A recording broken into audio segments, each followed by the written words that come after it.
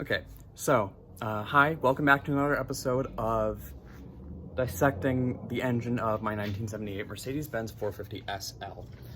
I know I have talked a lot about combustion chambers and the crankshaft of the engine and what that does, and I can actually put in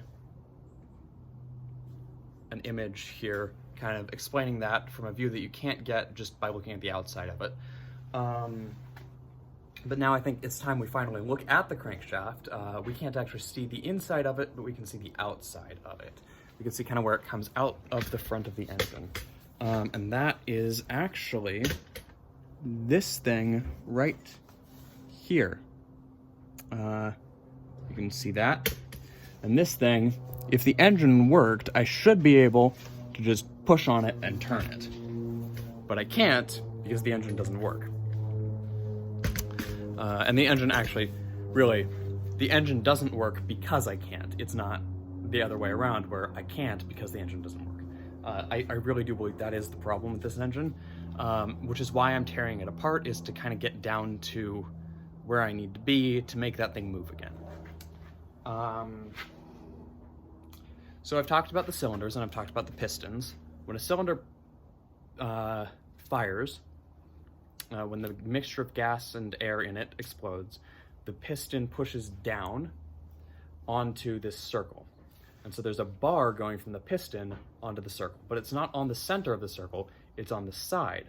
And so when this pushes down, the shaft here will turn. So it'll push down like that, and then it'll come up the other side. I can't do that with my wrist because a human wrist can't do that. But I will put an image here demonstrating that. So yeah, that's what that little bit does. It just connects to the pistons, and that spinning of the crankshaft goes through the transmission, which is the gear selector. In your lifetimes, you probably won't have to drive a manual where you have to select the gears yourself. Your car will just do it for you.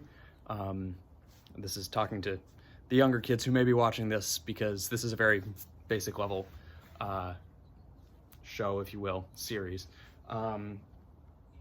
You'll probably just have an automatic, but that controls just how efficiently your car can go. But really, in the simplest terms, the pistons going like this that make the shaft turn goes straight back and into your wheels, and that's what makes your wheels turn.